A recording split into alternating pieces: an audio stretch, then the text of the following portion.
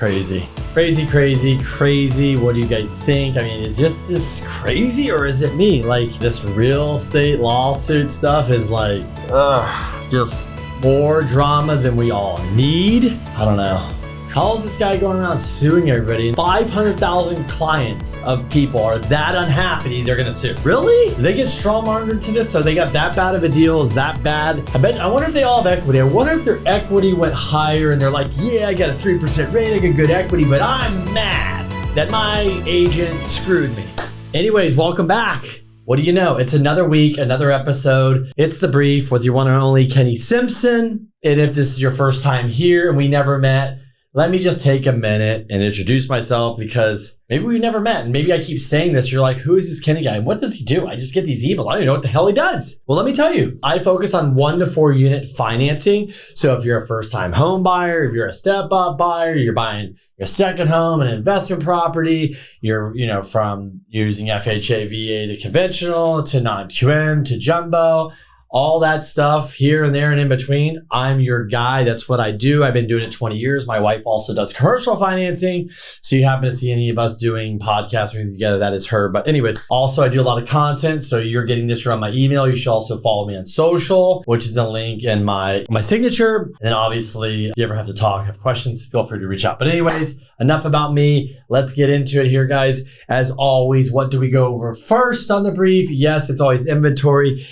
Let's see how we're doing. Yeah, pretty much nationally. So last week, ready? Nationally, we had 566,882, and now we have 566,941. One of the worst weeks. So we're starting to go backwards. San Diego, we got active. We had 3,147. We have 3,170. Not much, guys. New is 436. Recent sales 325. Pending sales is 386. Interest rates are kind of flat, honestly. So here we're at.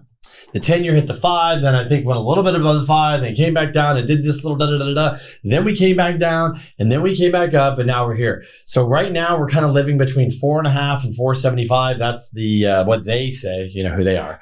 And that's kind of where we're at. What I say is we almost there. We're like at 4.50 rate. Then we saw go to 4.4 something. I was like, yes, we're going to break down to 4.25, but we didn't.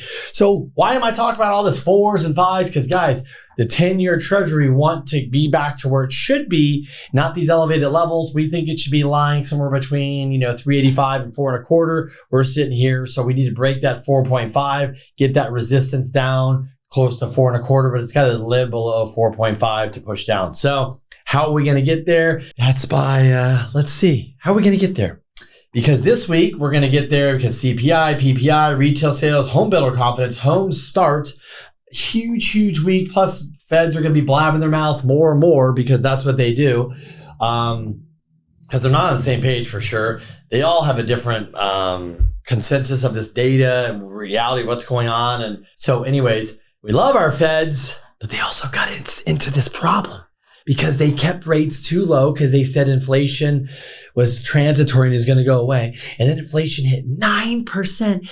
And then they said, hey, we've got to knock this patient out. And what they did is they took a bat and basically beat the crap out of us, right? We got our ass kicked and then they brought inflation down, but rates are still high because they kept rates too low. And on top of that, they gave everybody free money. And now we're here. So we keep talking about this.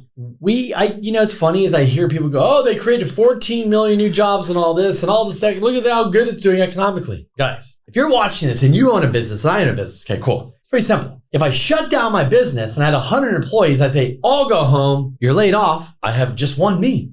And then I go, wait a minute, we're back open and all 100 work. I'm like, I just hired 100 new people, right? And then I'm like, wow, we're doing so great because I'm like, then I go to the government and they say, hey, give me a bunch of money. They give me, $20 million and my business is thriving. I'm paying everybody. I'm spending money. Is that really real? Is that artificial? So my point is, do we even know where the economy should be standing? Do we go back to 19 or 18 or 17 or 10 or where do we look? I understand things got inflated up. A lot of money in the system, low rates. What my point always is where is the economy supposed to land? What is reality? Pumping trillions and trillions and trillions and trillions of dollars in the economy is not reality. When you have just so you guys know, when an economy is booming like this, because it's booming and people are spending money and jobs at this, you should be saving money as a government. How is it that we're negative $2 trillion this year? Guys, we are giving away money at a rapid pace and just keep racking up the credit card bills. It's unsustainable. Low rates at 2.5 are unsustainable. Rates at 7.5%, 8% are unsustainable. Giving free money out is unsustainable. Paying for everything is unsustainable for the government. They can't keep this up. At some point, they're going to have to cut. Somebody's got to have that bad conversation. That is going to be reality. I don't care what anybody says. It is coming. You cannot keep this up. Everybody friggin' knows it. So that's what I keep saying is the consumer's getting punished. And I keep saying this over and over.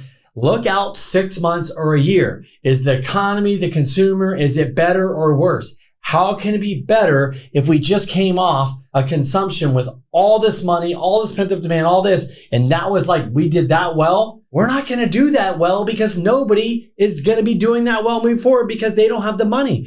Yes, there's the wealthy people and the people that make good money and all this. We're not talking about that. We're talking about people before the pandemic that had $500 in their bank account. Then they went up to probably having thousands and thousands. And then they paid down their credit card. They didn't make their payments and blah, blah, blah, blah, blah. And now they are out of money. Their credit cards are racked up and they're right back in the position they were before the pandemic. The only difference is for them, a lot of them, is they have a low mortgage payment. They probably got a raise at their job. So they're doing okay. But when they go out to eat and they pump gas and they go on trips and they do all the stuff that we do, this shit is over. It's expensive. It's ridiculous. So something's got to give. So I'm just the believer based on data. It's the consumer's getting hit and it's slowly chipping away. And at some point, we're going to feel a little pain, a little bit more pain, or a lot of pain as an economy, maybe as a global economy, because you cannot print that much money and, trap all this stuff and release it. So that is the problem we're facing with. When we talk about rates, we are waiting for the consumer to crack, the job market to crack, and eventually the Fed to just stop playing this poker hand. Because look, let's be honest. Jerome Powell one week says this, the next week this. Because when the 10-year Treasury was at 5%, he was happy because it was doing its job. It was punishing us. Boom, boom, boom. When it came back to 4.5, he's like, whoa, we don't want that because that was doing it. That's not doing the job for him. He doesn't want the 10-year Treasury at 4. He wants it at 5 because he wants to keep beating us up because he's worried about inflation, all this stuff. They have numbers, they have metrics, they have data they want to hit. Could they have hit it? Who knows? They keep changing the goalposts. So anyways, when Jerome Powell or Fed officials speak, it changes the 10-year Treasury. It affects rates. It affects the economy. That's why it's kind of like, guys, why do we have to hear from you all the time? Can't you just be quiet and talk when you need to and quit giving us your opinion? Because you are wrong most of the time. And anyways, enough of that rant, but I had to give it to you because that is affecting rates. What these guys are doing or not doing is affecting rates, it's affecting lives, it's affecting businesses, and it's affecting decisions for everybody, right? All of us. So it's very frustrating because they don't know what's going on, and that's why they're undecided. And they don't want to give in yet because they're worried about inflation creeping back up on the other side. So here's the deal. I mentioned before, there's this lawsuit going around with the real estate. If you guys know, I'm sure it's all over, where basically they say somebody should list their house. They shouldn't have to pay the buyer. And that buyer's agent said they got ripped off. And then there's the buyer's agent, the seller's agent were, getting together and pushing up the commission you pay. And then the NAR is involved and blah, blah, blah. Guys, let me just be honest. I've been doing this 20 years. And I know people that did this 40 years, 50 years. There is value in everybody in real estate. A buyer's agent, a seller's agent, there's value in them. If you say, wrong, cool. How many deals have you done? Because the professionals, the people that are the best real estate investors, right? Let's just pick them that buy the most deals. They value their relationships, whether it's title, whether it's escrow, whether it's a lender, whether it's an agent, buyer, seller, whatever, their insurance broker, their builder, their contractor, right? Their architect. They value that. There is value in all of this. So when you hear all this stuff about lawsuits and stuff, I don't really understand what's going on. It doesn't make sense to me because what I thought about, if you list your house and you're going to hire an agent, I thought that's negotiable. If you buy a house and you're going to hire an agent, I'm sure it's negotiable. I thought stuff's negotiable. So apparently if you're buying a house, you might have to pay the buyer's agent. I don't know. And if you don't have the money, they're just going to push the purchase price up and then they're going to credit it back and then you're going to get paid, which is essentially what they're doing now. So I think that the strong always survive. The people that are really good at this and they're not focusing on this, they're just focused on doing their business, helping clients and doing what's best, for that. And that's really what matters. So we went through a lot of change in the mortgage business after the financial crash.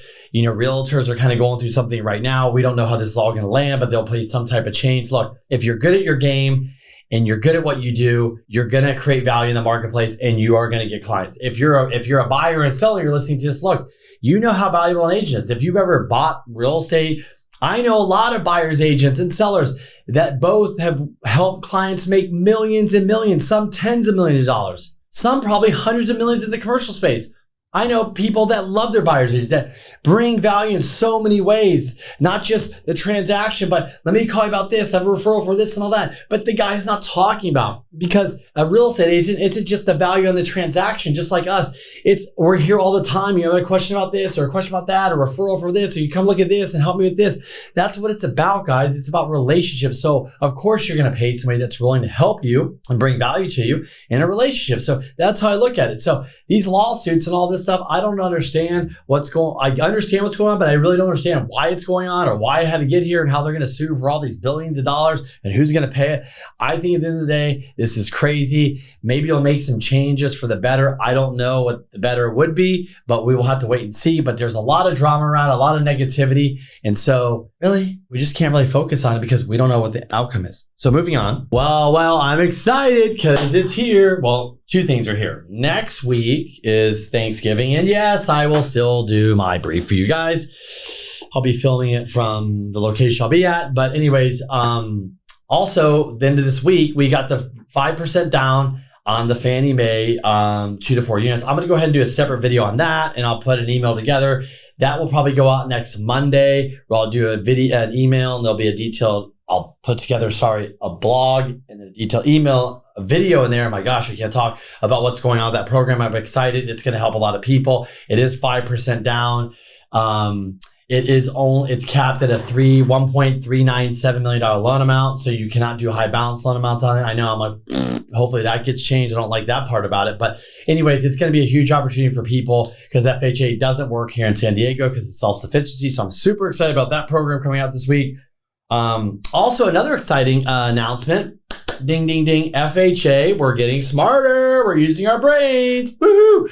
FHA announced that if you're buying a property and it has an ADU, they will now let you use the rental income. So if you're buying a 2-unit property or a house with an ADU, they'll let you use the rental income, 75% of that. And even if you're going to do the 203K program and build or convert a garage, they will let you use 50% of the future of that build. So there's some more guidelines around that. But anyways, FHA coming through. I'm excited. Look, they're trying to do everything and anything they can to help the first-time home buyer, people get into houses. They got to create housing. They got to get creative. And this is what you're going to continue to see from Fannie, Freddie, and Jenny. Jenny is, the FHA, all that stuff. And you're going to continue to see them push forward and help first-time home buyers because it's needed and help people get into housing and create more housing for people because we need it.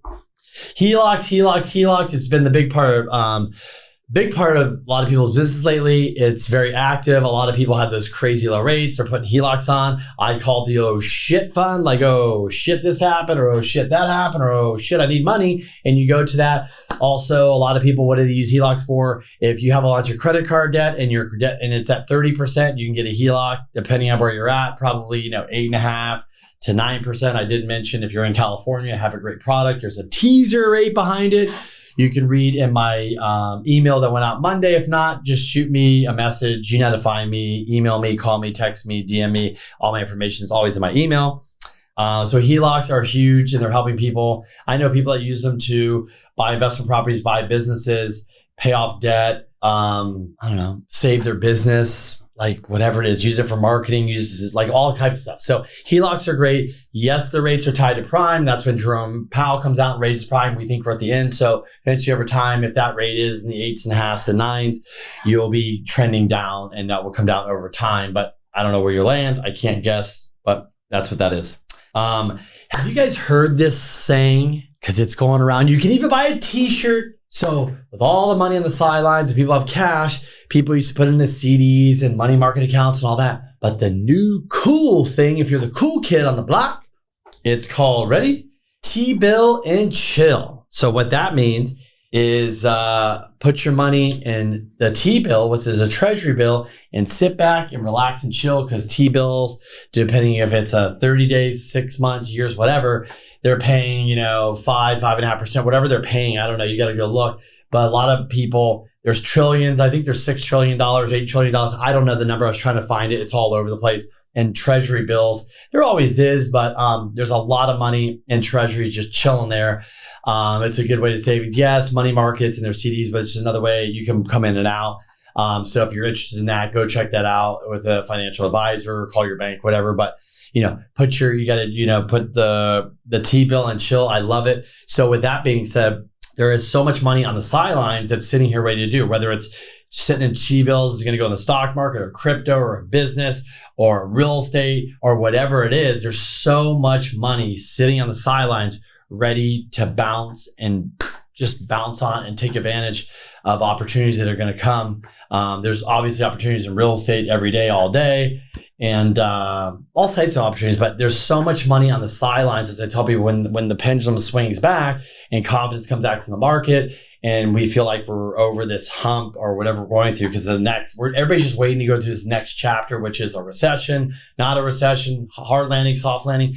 That money will enter back in, because if Jerome Powell does lower rates, think about it, that 5% you're getting would go to 4, then 3, then 2. And then you're like, I got to go put money in something else. And that's when the wheels start turning and people start going out there to put their money in other things besides just sitting in the bank. Hey, it's kind of nice. You put your money in the bank, you sit back, relax, and go do your thing. It's easy to make money. Back in the 70s and 80s, people had the monies in savings. This was very typical, and they got these great returns. And then the rates kind of came down, and then we had this kind of same thing in 2008 or 9 when rates kind of went up before they went down. 2005, 6, 7, they're paying these saving rates. Same kind of thing as well. And then rates obviously dropped because we had that crazy recession. But anyways, thanks for watching, guys. Appreciate this week. There's a lot of economic data we're going to go through next week and see what happens. Hopefully inflation continues to come down. I was at the mall this weekend. I had to return something, and I was like, what is going on? This is crazy.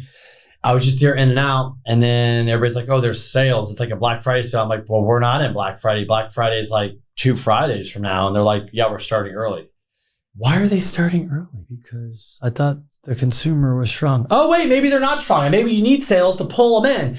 And don't get confused by the sales. Remember, it's by the revenue of those companies. So anyways, till next week, please reach out to me if I can do anything. Share this with somebody. Otherwise, hope you enjoy the entertainment. I don't see you guys. If I miss you and you're ready for next week, have a good Thanksgiving. But I will put the video out, so hopefully you want to get entertained, and I will be entertaining you. And I will not be here in my office, so I'll be somewhere else. Hopefully I can find a cool spot where we're staying and do a cool shoot for you guys. So anyways, till next week, have a good week.